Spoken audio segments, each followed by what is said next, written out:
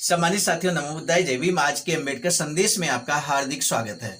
आज के अम्बेडकर संदेश में हम बात करेंगे बाबा साहब के द्वारा वयस्क मताधिकार के पक्ष में विभिन्न तर्कों के माध्यम से कि आखिर बाबा साहब वयस्क मताधिकार के पक्ष में क्यों खड़े थे, क्यों अडिग थे। आज के अम्बेडकर संदेश में जानेंगे। ऐसे समय में जब वयस्क मताधिकार इस देश के नागरिकों को नहीं प्राप्त था, गिने चुने लोग ही मताधिकार का प्रयोग कर पाते थे। ऐसे में और यहाँ तक कहा जा रहा था कि वयस्क मताधिकार सिर्फ और सिर्फ शिक्षित लोगों को मिलना चाहिए। तब बाबा साहब ये कहते हैं कि वयस्क मताधिकार हर व्यक्ति को मिलना चाहिए जो 21 वर्ष की आयु पूरा कर चुका हो। लेकिन मेरे साथियों, जो लोग विरोध कर रहे थे वयस्क मताधिकार का, बाबा साहब उन्हें क्या कहते हैं? बाबा साहब कहते हैं कि वे केवल अन्यायी और स्वप्नदर्शी हैं। यहाँ तक कि बाबा साहब इस बात को भी स्वीकार करते हैं कि वयस्क मताधिकार ही विभिन्न समस्याओं का एक समाधान है, उपाय है। तो आज के अम्बेडकर संदेश में मताधिकार, वयस्क मताधिकार पर विशेष फोकस होने वाला है। इससे आज का अम्बेडकर संदेश महत्वपूर्ण होने के नाते हमारा आपसे विनम्रता पूर्वक निवेदन है कि इस अम्बेडकर संदेश को आप अंत तक जरूर वाच कीजिए, जरूर सुनिए और साथ ही साथ अपने जो अम्बेडकरवादी साथी हैं, बहुजन साथी हैं, तथागत बुद्ध बहुजन महापुरुषों को मानने वाले जो आपके साथी हैं, उनको ये वीडियो, ये अम्बेडकर संदेश जरूर शेयर कीजिएगा। और साथ ही साथ अगर आपने अभी तक हमारे इस चैनल आवाज का ऑफिशियल को सब्सक्राइब नहीं किया है तो बेल आइकन के साथ सब्सक्राइब करना ना भूलें। तो आज का अम्बेडकर संदेश, संडे स्पेशल अम्बेडकर संदेश हम आपके समक्ष प्रस्तुत करते हैं।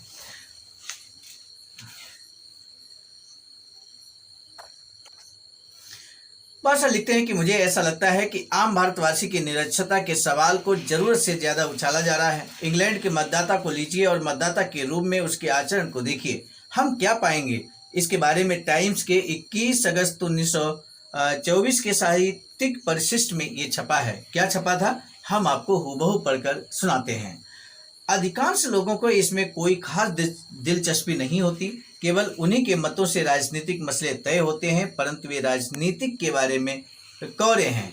यह एक क्षोभकारी व सुस्थापित आलोचना है कि प्रशुल्क सुधार और कराधान या विदेश नीति संबंधी निर्णय में उन लोगों का हाथ होता है जिन्होंने जीवन भर गंभीर राजनीति पर दर्जन भर स्तंभ भी नहीं पढ़े होंगे। 8 साल पहले के पुराने संकीर्ण मतदाताओं में से कम 2/3 ने सामयिक मसलों पर राजनीतिक भाषण बड़े चाव से पढ़े थे। आज उनकी संख्या 5% भी नहीं है जो वाद विवाद या अग्रलेख पढ़ते हैं। शेष कितने भी मेधावी हों, पर उनकी संख्या नगण्य है। समग्र रूप से लोकतंत्र और टिल्स की शांति कुत्सित एवं अश्लील मनोरंजन से संतुष्ट है। उसी की भांति वह अपनी अक्ल अपने समाचार पत्र के हवाले कर देता है, जो उसके रविवारों को कहीं अधिक विकृत एवं घटिया बना देता है। इतने विकृत रविवार तो उसने अपने बैप्टिस्ट मंत्री के अधीन भी नहीं बिताए थे। यह है वह वातावरण जिसकी जहरीली गैसों से अपनी संस्कृति को बचाने का व्यर्थ प्रयास स्कूल करते हैं। निश्चय ही भाषा अब लिखते हैं कि निश्चय ही यदि ब्रिटिश लोकतंत्र अर्थात ब्रिटिश साम्राज्य उक्त प्रकार के वोटरों के शासन से संतुष्ट है तो ये दलील दी जा सकती है कि वयस्क मताधिकार का विरोध करने वाले भारतीय केवल अन्यायी और स्वप्नदर्शी हैं, बल्कि वे जरूरत से ज्यादा विरोध कर रहे हैं। उन पर यह आरोप लगाया जा सकता है कि वे जनसाधारण की निरक्षरता की आड़ में राजनीतिक सत्ता हड़पना चाहते हैं। ये आग्रह किया जाता है कि राजनीतिक विचारधाराओं की सूक्ष्मताओं का विशद ज्ञान और उनमें भेद करने की क्षमता, राजनीतिक सूझबूझ की जरूरी कसौटियां, इसे कम से कम बाल की खाल निकालना तो कहा ही जा सकता है। किसी भी मतदाता को, चाहे वह किसी भी देश का हो, छोटे छोटे राजनीतिक मसलों के बारे में कभी भी ठीक जानकारी नहीं दी जा सकती। ना ही ऐसा सूक्ष्म ज्ञान जरूरी है। मतदाता से अधिक ये अपेक्षा की जा सकती है कि उसमें मोटे मसलों को समझने की शक्ति हो, वह ऐसे उम्मीदवार का चयन कर सके जो उसकी राय में उसका हित साधन कर सके।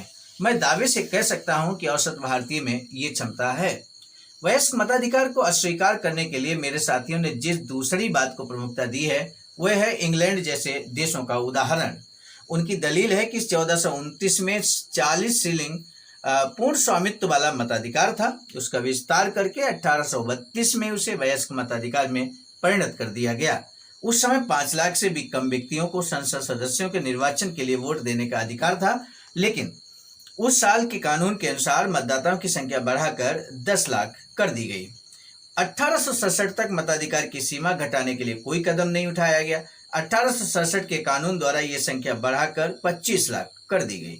इसके 17 साल बाद जब 1884 का कानून बना तो ये संख्या बढ़ाकर फिर 55 लाख कर दी गई। मेरे साथियों, यहाँ पर हम आपको बता दें 1832 में वयस्क मताधिकार मिलता है और उस समय 5 लाख से कम व्यक्तियों को ये वोट का अधिकार मिलता है। लेकिन आज यानी कि 1854 में 1832 से 1854 के बीच में ये संख्या, वोट के अधिकार की संख्या 55 लाख लोगों को दे दी गई। 5 लाख से 55 लाख पहुंच गई संख्या।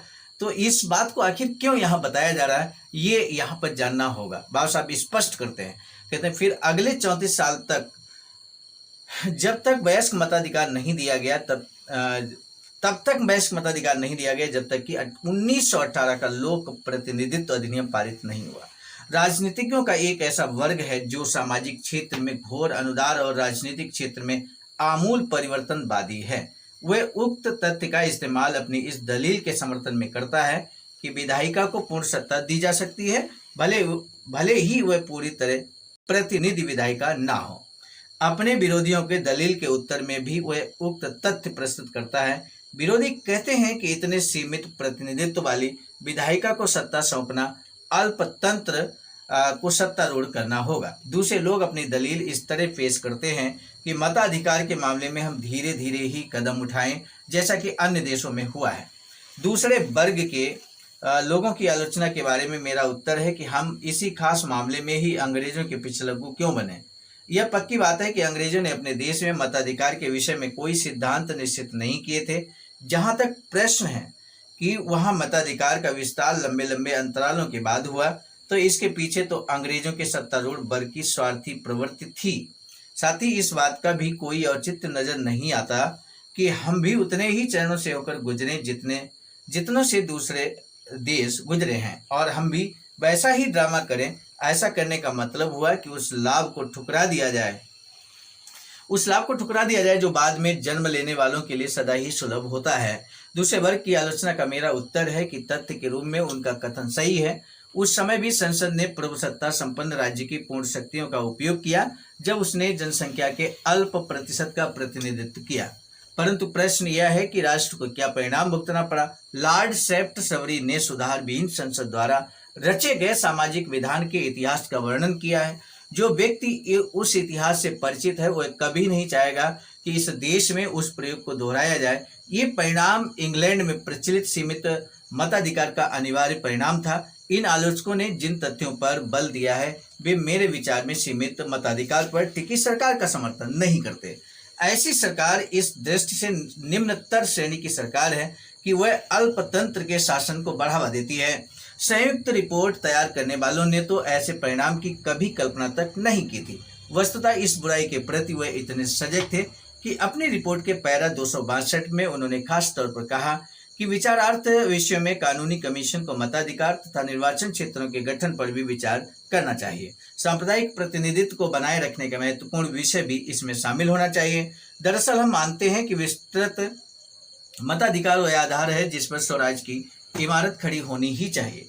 हमारा कोई इरादा नहीं है कि हमारे सुधारों की परिणति केवल यह हो कि हम नौकरशाही के स्थान पर अल्पतंत्र के साथ हाथ में सत्ता दे दें। लेकिन इसका इलाज क्या है? देश में अल्पतंत्र न आए, इसका इलाज क्या है? तब बाबा साहब कहते हैं, जहां तक मैं समझता हूं इसका एकमात्र उपाय वयस्क मताधिकार की व्यवस्था करना है।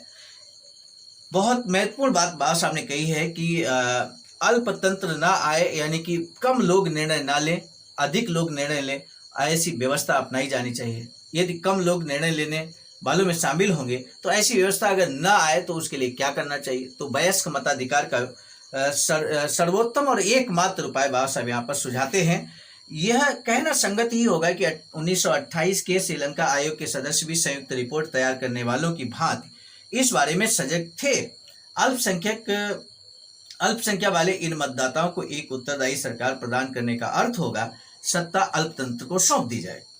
और इस बात की कोई गारंटी नहीं होगी कि शेष लोगों के हितों के बारे में सत्तारूढ़ लोग परामर्श करेंगे। उन्होंने ये कहना जरूरी समझा। महामहिम की सरकार न केवल श्रीलंका के धनी तथा उच्च शिक्षा प्राप्त वर्गों की न्यासी है, बल्कि किसान, कुली एवं उन सभी निर्धन वर्गों की भी है जो बहुसंख्यक हैं।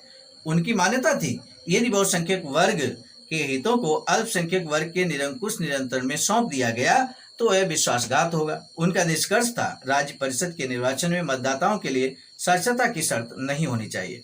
उन्होंने कहा, हमारे विचार में उत्तरदायी सरकार के विकास के लिए जरूरी है कि जनसाधारण को और अधिक अवसर दिया जाए कि वह सरकार पर प्रभाव डाल सके। यह उचित भी है और विवेकपूर्ण भी कि मताधिकार को शिक्षित वर्गों तक सीमित नहीं रखा जा सकता। यदि श्रीलंका के लिए वयस्क मताधिकार का सुझाव दिया जा सकता है तो भारत के लिए क्यों नहीं?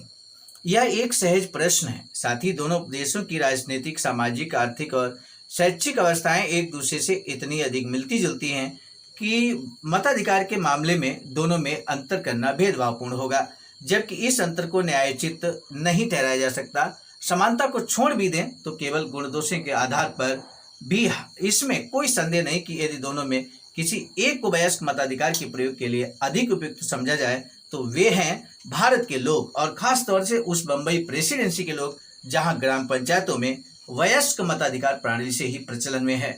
सम्मानित साथियों, आज का अंबेडकर संदेश बहुत महत्वपूर्ण था वयस्क मताधिकार के दृष्टिकोण से। आज के अंबेडकर संदेश का महत्वपूर्ण प्रश्न हम सबसे पहले आपके समक्ष रख देते हैं। देश में अल्पतंत्र न आए, इसका एकमात्र उपाय क्या है? एकमात्र उपाय बाबा साहब ने क्या सुझाया है? आज के अंबेडकर संदेश का यही महत्वपूर्ण प्रश्न है। हमें अपेक्षा रहेगी कि इस अंबेडकर संदेश का जवाब आप समय कमेंट सेक्शन में जरूर देंगे।